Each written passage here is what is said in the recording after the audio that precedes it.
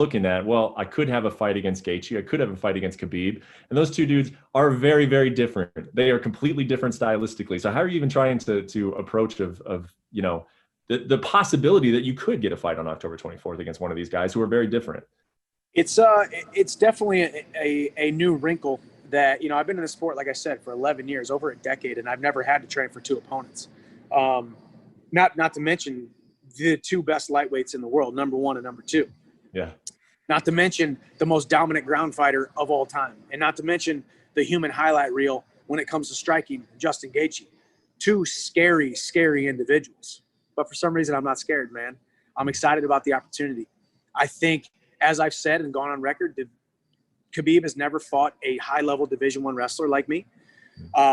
Justin Gaethje has fought some extremely tough guys, but never a guy of my caliber who's able to mix things up with the striking and the wrestling, and who is dominant in both areas. I can knock you out with either hand, or I can take you down and hold you down.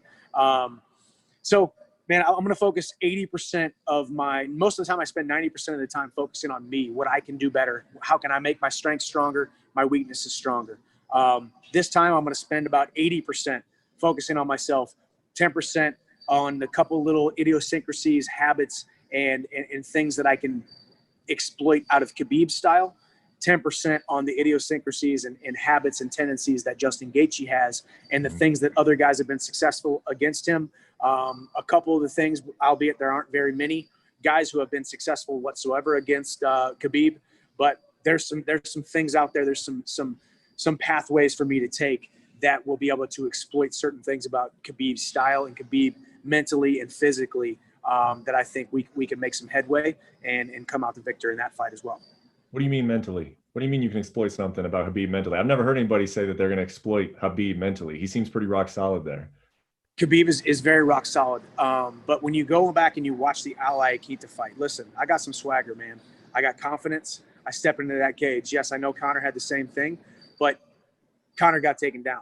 I'm not going to get taken down. When Khabib can't take you down like Al Iaquinta, he starts shooting from 12 feet away. He starts shooting in the middle of the octagon. Khabib's not a shoot in the middle of the octagon kind of guy. He's a push you up against the cage, grab a single leg, pick you up, put you down, put you in the Dagestani handcuff. I've been studying this now for the last 11 years. If there's anybody who has studied it, partly because I want to be it, partly because I want to get better at it. I am humble enough.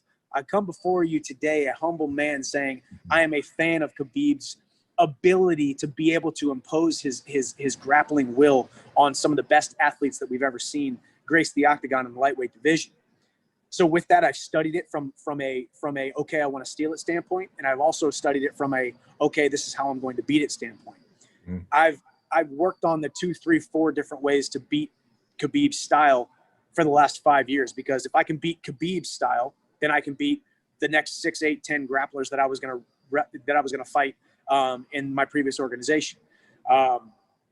So when I talk about Khabib's mental strength, he is one of the most mentally tough guys. He is one of the most harshest and tough competitors. But when you clip a bird's wings and all he knows, his only mode of transportation is flying, you start to exploit things about him. When you cut off the fins of a fish and his only mode of transportation is swimming, you start to see different aspects of that individual spirit. We saw some of that in the Al Iaquinta fight when he wasn't able to be as successful as he wanted to be in the grappling exchanges, in some of the takedown defense that Al was posing. I don't think I'm going to get taken down as easily as Khabib thinks I'm going to. I think if I do get taken down, I'm going to fight the hands, get up, and be right back in his face throwing power punches. We've also had, 28 guys say that they were going to do that in the past. So we'll see what happens if we step into the cage against each other.